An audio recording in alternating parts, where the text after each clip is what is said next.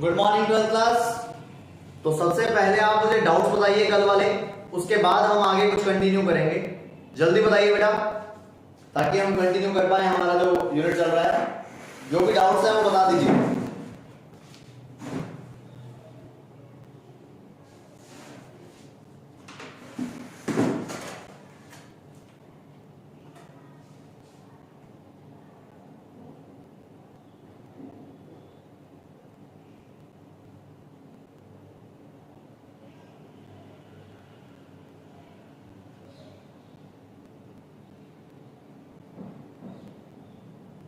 Good morning Kuldeep ji, good morning Khetpal Singh.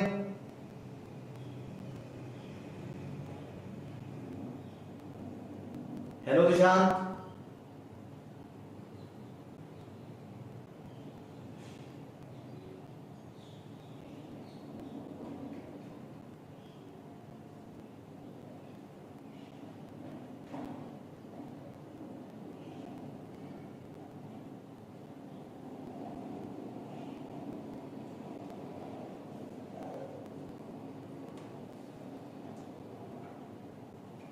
जल्दी बताइएगा बेटा, गिव मी अ मिनट, मुझे आपकी बुक खोल लेने दो।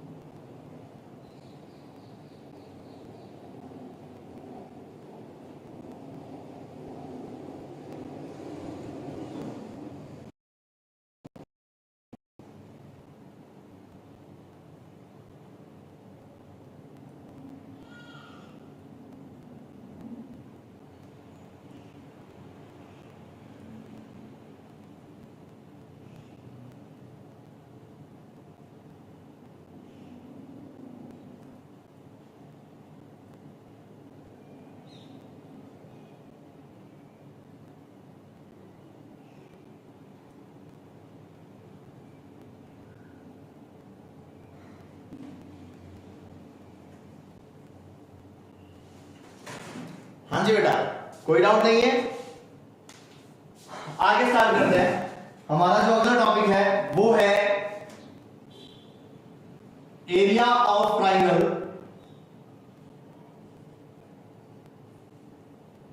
Bye determinant.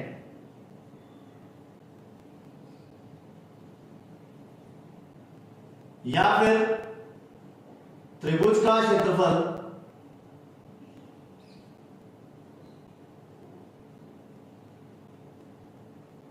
सारणी के द्वारा।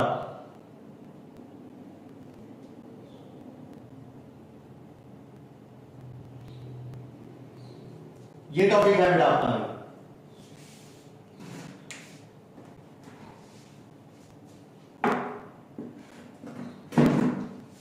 अनिशा रुकिए बेटा, लास्ट में बता दूंगा। टॉपिक स्टार्ट कर दिया एक्चुअली। हाँ जी, जैसे आपके पास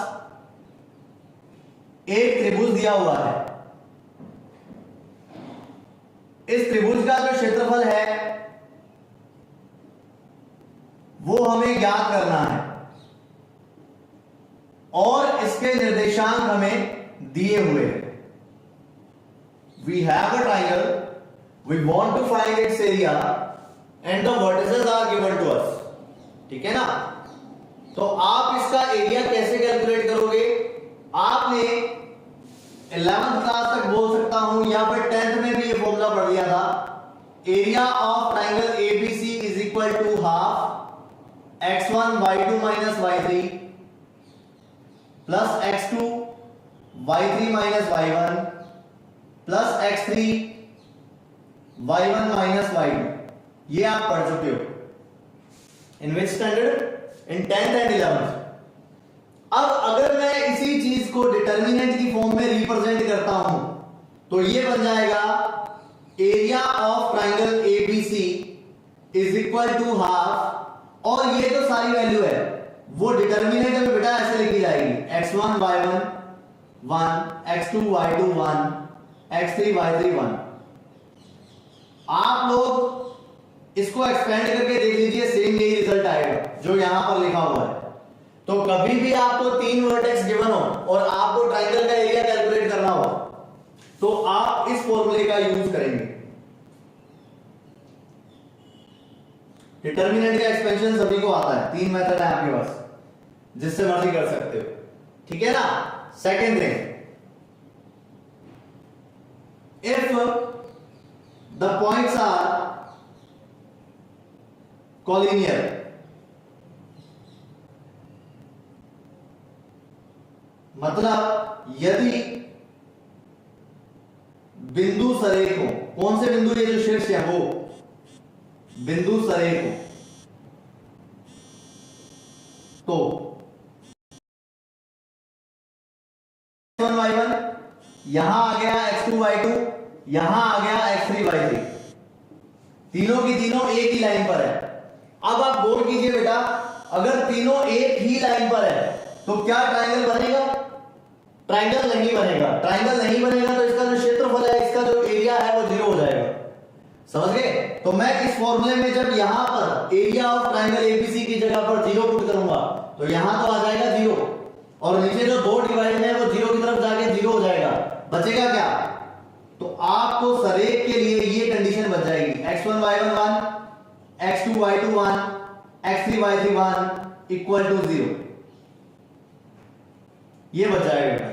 तो कभी भी आपको सरेख सिद्ध करना है तो आप समझ जाना है कि हमें इक्वल में 0 बनाना है।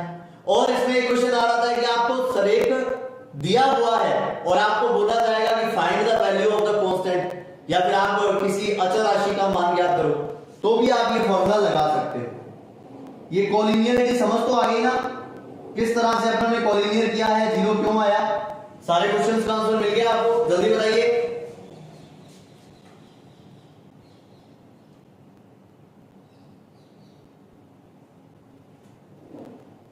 Fast.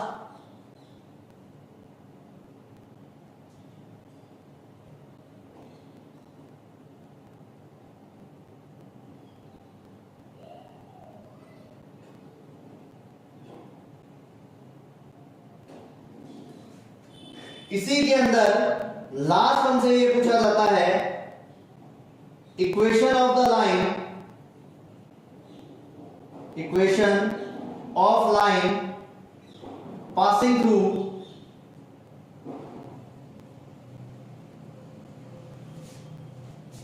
x1 y1 and x2 y2, यानी कि रेखा की समीकरण जो x1 y1 वह x2 y2 से गुजरती है।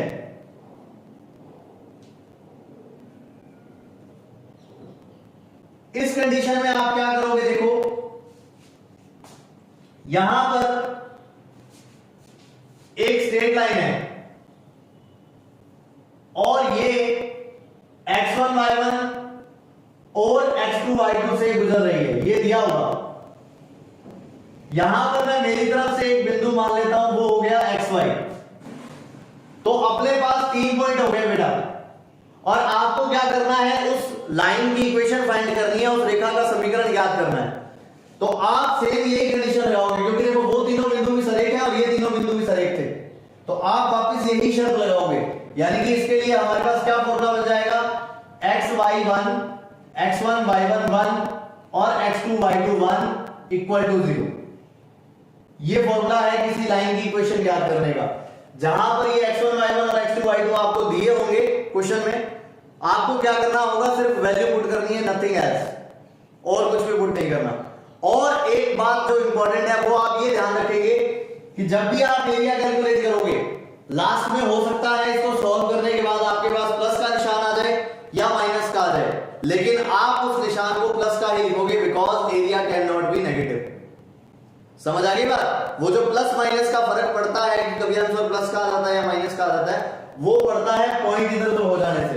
अगर सपोज आपने ये वाले पॉइंट इसकी जगह पर रख दिए और ये इसकी जगह पर रख दिए तो नेगेटिव साइन का फर्क पड़ जाएगा। तो इस कारण आपका आंसर चाहे पॉजिटिव आए चाहे नेगेटिव आए, but you have to write positive answer only. आपको सिर्फ धनात्मक जो आपका उत्तर आया है वो ही लिखना पड़ेगा, उसके अलावा आप कुछ और नहीं लिखोगे। ये इसकी बहुत जरूरी कंडीशन है। बताइए, समझ आया?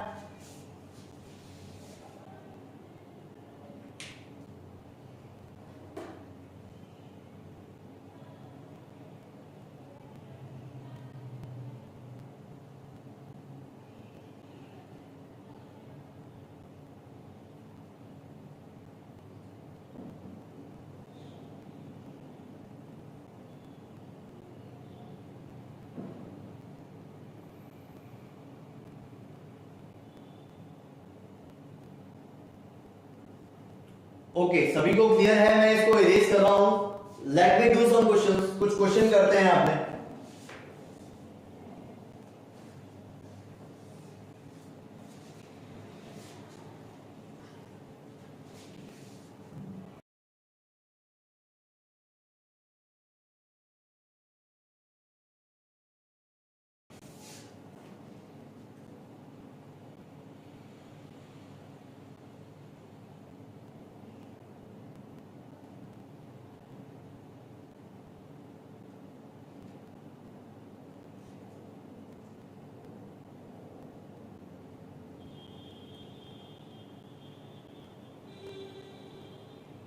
देखिए, पहला प्रश्न है, सारणिक का प्रयोग करते हुए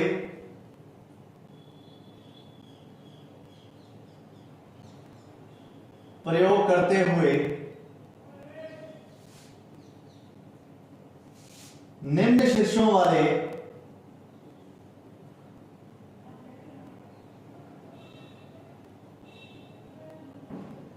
त्रिभुज का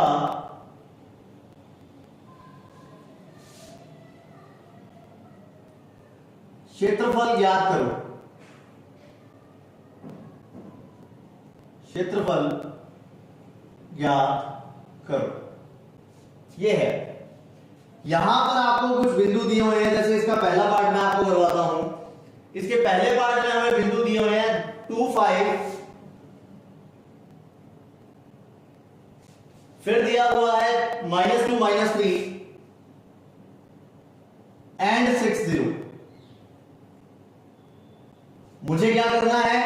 अगर मैं इसको A मान लूं, इसको B मान लूं और इसको C मान लूं, तो मुझे कैलकुलेट करना है एरिया ऑफ ट्राइंगल ABC।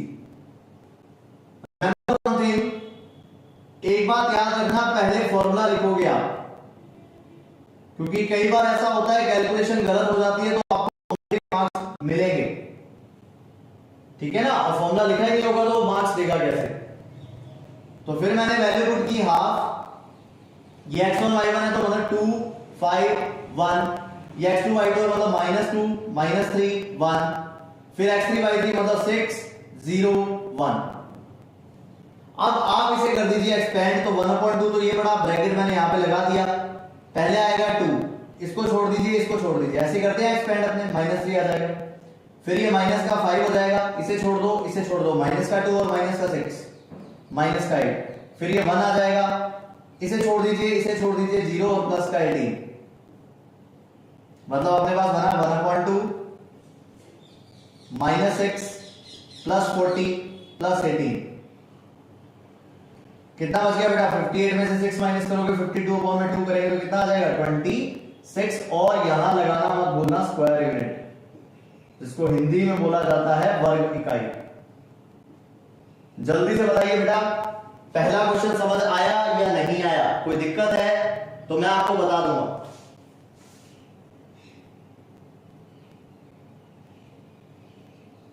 बहुत बढ़िया निशा।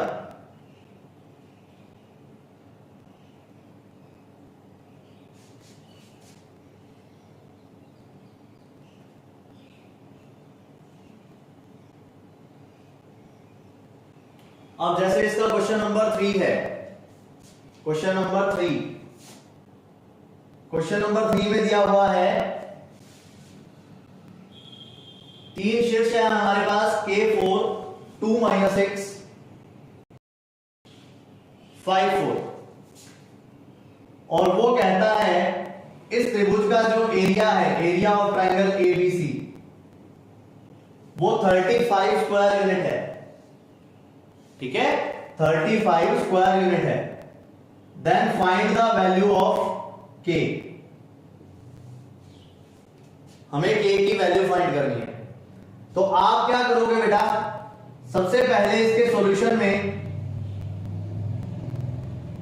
हमें गिवन है area of triangle ABC is equal to, यहां पर ±35 लिखोगे आप। इसका आंसर हो सकता है ये उत्तर माइनस का आया, हमें नहीं पता, तो मुझे दोनों संभावनाएं लेनी पड़ेगी। फिर इसके बाद आप क्या करोगे, इसका फॉर्मूला अप्लाई करोगे बेटा, half x1 y1 1 x2 y2 1 x3 y3 1 equal to ±35 जो है वो आपका चल रहा है। फिर आप क्या करोगे, 1/2 as it is, value put करो बेटा k, 4, 1, फिर 2, -6, 1, फिर 5, 4, 1 इक्वल टू ±35। मैं इसको सॉल्व करता हूं, k आ जाएगा, इसे छोड़ दीजिए, इसे छोड़ दीजिए, -6 -4 -10 आ गया, फिर -4 आएगा, इसे छोड़ दो, इसे छोड़ दो, 2 - 5 -3 आ जाएगा, फिर 1, इसे छोड़ दीजिए, इसे छोड़ दीजिए, 8 प्लस का 30 आ जाएगा, मतलब 38, और इक्वल टू आएगा ±70, बिकॉज ये जो 2 है वो इधर डिवाइड में था तो उधर मल्टीप्लाई में हो जाएगा। बचा क्या, -10k, और ये माइनस प्लस का 12 और ये +50 हो जाएगा बेटा, फिर इक्वल में बचा हुआ है ±70। तो इसके दो आंसर आ जाएंगे, एक तो आप लिखोगे -10k + 50 इज इक्वल टू +70, और दूसरा आंसर लिखोगे आप -10k + 50 इज इक्वल टू -70। यहां से मेरे पास जो k की वैल्यू आनी है वो k की वैल्यू आएगी -2, और यहां से जो k की वैल्यू मेरे पास आनी है वो आएगी 12। तो इस तरह से आपके पास k की दो वैल्यू आ जाएंगी। ध्यान रखिएगा, अगर आपके प्लस माइनस नहीं लगाओगे तो आपके पास सिर्फ एक वैल्यू आएगी, दूसरी वैल्यू के आपके मार्क्स जो है वो काट लिए जाएंगे, और अगर कोई खड़ूस बैठा हुआ मेरे जैसा तो वो सारा गलत कर देगा। तो इसलिए रिमेंबर वन थिंग कि हमें प्रॉपर इसी पैटर्न से करना है, और यहां पर ये प्लस माइनस लगाने में कोई गलती नहीं कर रही। ये जो गलतियां मैं आपको बता रहा हूं ये गलतियां आम हैं, हो जाती है, हम करते नहीं है लेकिन हो जाती हैं, तो इसलिए बी केयरफुल, बहुत ही सावधानी से पेपर करें। बताइए बेटा, समझ आया या नहीं आया?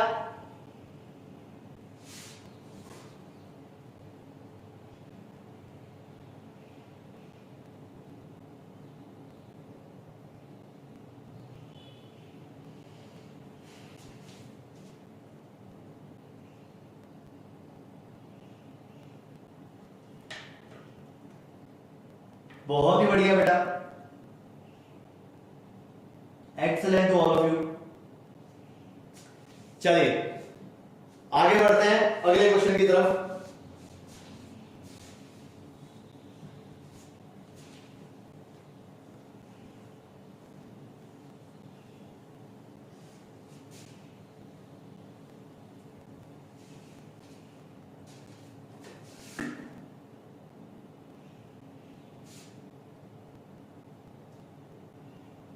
अब जैसे क्वेश्चन नंबर 4 है बेटा, यहां पर पॉइंट दिए हुए हैं k, 2 - 2k,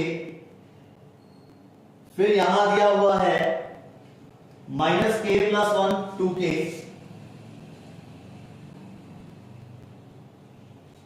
फिर तीसरा पॉइंट हमें दिया हुआ है -4 - k,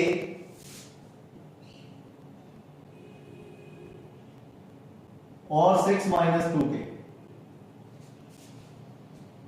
ठीक है ना, आपको बोला है सरेख है, ये जो तीन बिंदु है वो क्या है, सरेख है, मतलब कोलिनियर है।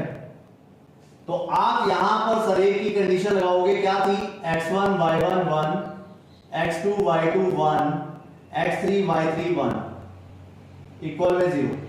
ध्यान रखना बेटा दो चीजें हैं, अगर आपको क्वेश्चन में बोला हुआ है कि ये ऑलरेडी सरेख है, ठीक है ना, तब तो आप क्या करोगे इक्वल में 0 लिख देना उसी वक्त ही। लेकिन अगर आपको ये बोला है कि सिद्ध करो कि ये सरेख है या prove that they are collinear, तो अब आप क्या करोगे, सिर्फ लेफ्ट हैंड साइड को सॉल्व करोगे, राइट हैंड साइड साथ में नहीं लिखोगे। लेफ्ट हैंड साइड को सॉल्व करने के बाद लास्ट में 0 आ गया तो लिख देना सरेख है, अदरवाइज नहीं है। फिलहाल आपने को दिया हुआ है कि सरेख है तो इसलिए मैंने इक्वल टू 0 लगा के चल रहा हूं।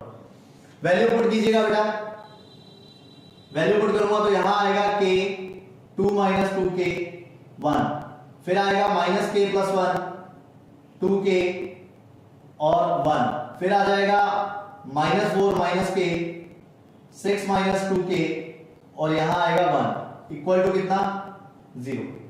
आगे रूल आपको पता है एक्सपेंड कैसे करते हैं, पहले आएगा k, फिर मैं इसको छोड़ देता हूं, इसको छोड़ देता हूं, यहां आ जाएगा 2k - 6 + 2k, फिर इसके बाद माइनस का 2 - 2k आएगा।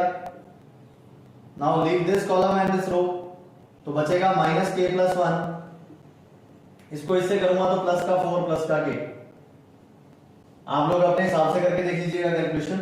फिर मैं 1 के साथ करूंगा तो इसको छोड़ दो, इसको छोड़ दो, बचेगा क्या -k + 1 मल्टीप्लाई बाय 6 - 2k, फिर माइनस आएगा और इसको इससे करेंगे अपने माइनस माइनस तो ये हो जाएगा प्लस और बचेगा 4 + k × 2k इक्वल टू 0 हमारा चल रहा है। कैलकुलेट करो बेटा इसको, ये बन जाएगा 2k और 2k 4k, 4k को k से मल्टीप्लाई करेंगे तो 4k², फिर माइनस का 6k। आगे बढ़ते हैं, ये k से k कैंसिल हो गया, बचा 5, तो माइनस का 10 और प्लस का 10k, ये भी सॉल्व हो गया। चलो आगे बढ़ते हैं, यहां तो 1 है, करने की जरूरत नहीं है। अच्छा इसको सॉल्व करके लिखता हूं बेटा मैं, ये कितना बनेगा देखो, ये बन जाएगा -6k, फिर -k को इससे करेंगे +2k², फिर 1 को करोगे तो +6 -2k, ये बन गया। इसको करेंगे तो बन जाएगा 8k और +2k²। तो पूरा मैं सॉल्व करके लिख देता हूं, 2k² + 2k² कितना आया 4k²। इसी तरह से जो k वाली टर्म है देखो माइनस माइनस और ये प्लस, ये सारा कैंसिल हो गया बेटा और बच गया ओनली प्लस का 6, तो यहां लिख देता हूं प्लस का 6 और इक्वल टू क्या है 0। यहां से 4k² और 4k² कितना होगा 8k², माइनस का 6k और प्लस का 10k, ये बच गया प्लस का 4k। अच्छा फिर इसके बाद माइनस का 10 और प्लस का 6, तो प्लस का 4 आएगा बेटा इक्वल टू कितना 0। फिर ये बच जाएगा 2k² + k + 1 is equal to 0। तो आगे सॉल्व कर लीजिएगा, आपके पास k की वैल्यू आ जाएगी। बताइए बेटा समझ आया या नहीं आया, फास्ट।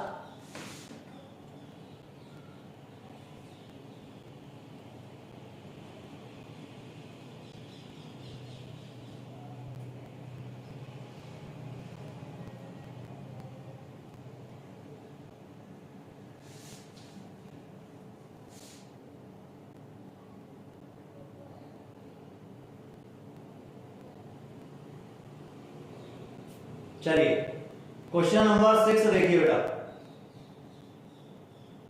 Question number 6।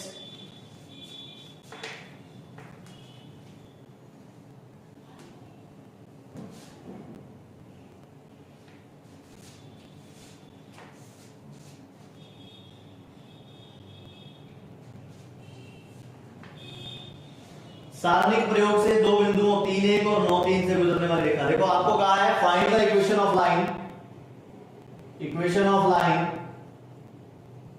फ्रॉम कौन कौन सा बिंदु 3,1 एंड 9,3।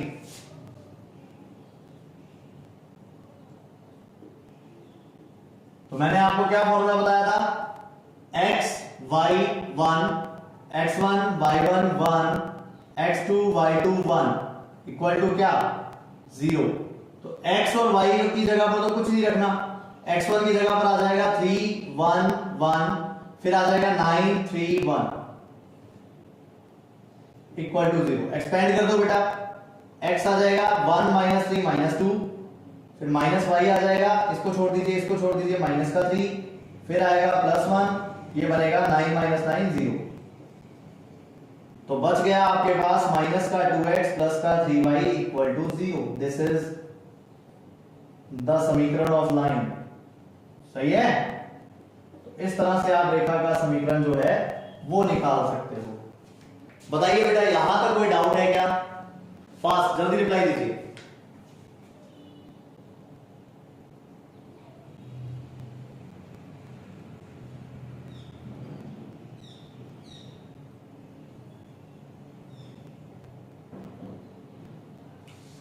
एग्जैक्टली यहां -6 आएगा बेटा, सॉरी, सही है ना? 3 और ठीक है, माइनस का 6 आएगा तो यहां बचेगा 6 में।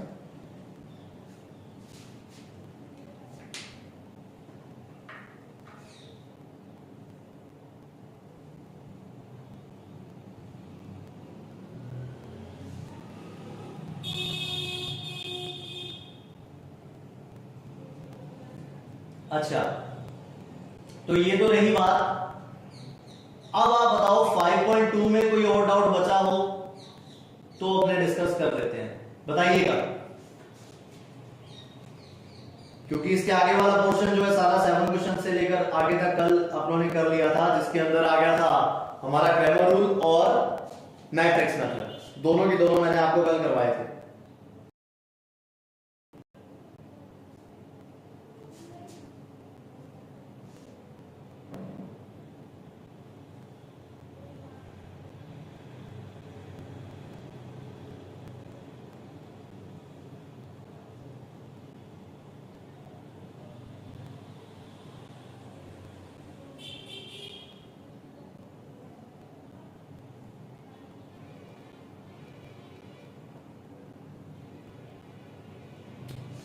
ठीक है बेटा, तो आज हमने लगभग सारा कर लिया और आई थिंक 5.1 टू 5.3 सॉरी 2 ये आपका होमवर्क है।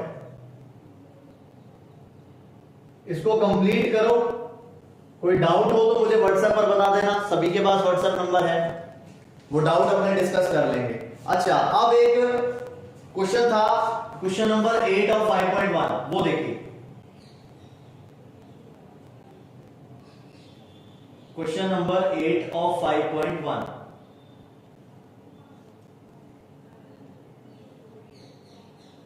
देखिए बेटा,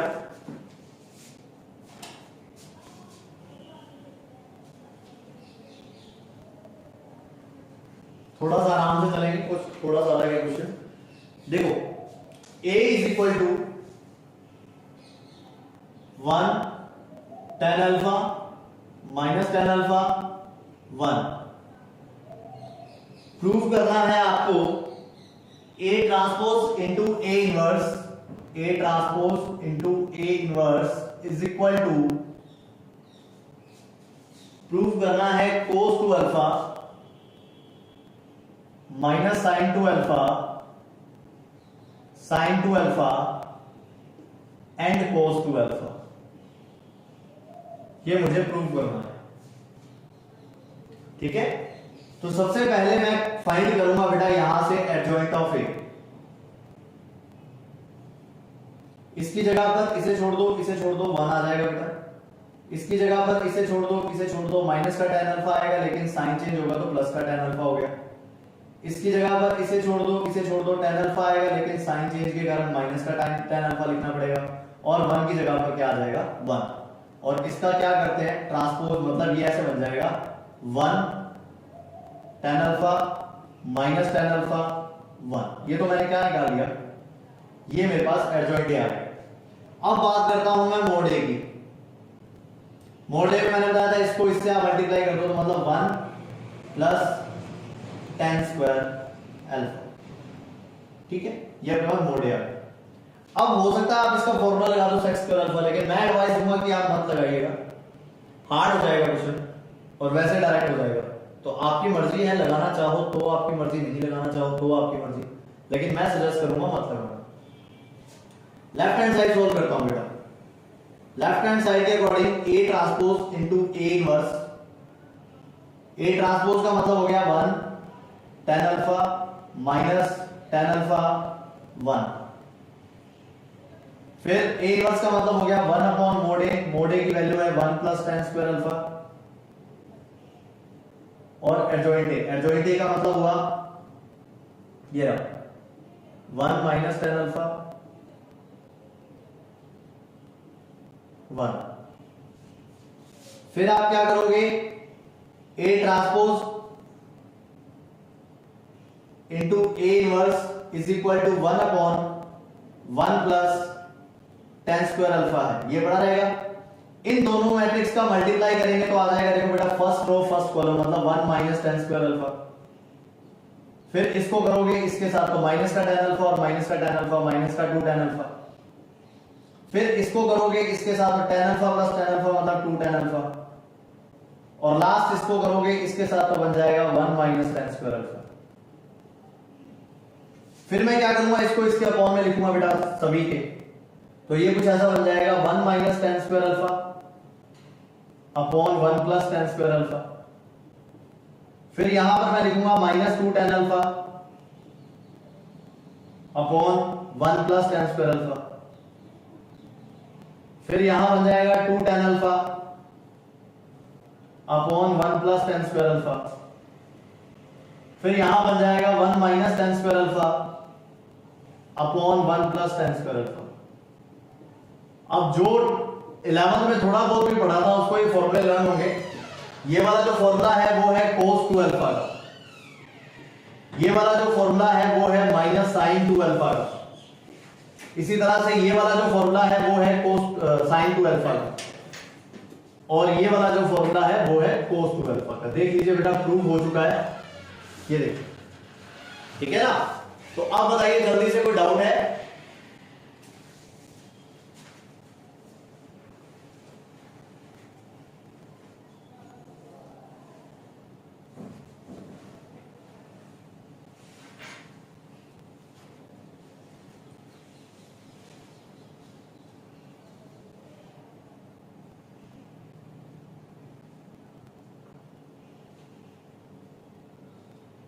ओके, खैर 5.1 और 5.2 कर लीजिएगा। कोई डाउट है तो व्हाट्सएप नंबर है आपके पास, बता सकते हैं, सॉल्व कर दूंगा, ठीक है। सो आज के लिए इतना ही, थैंक यू वेरी मच।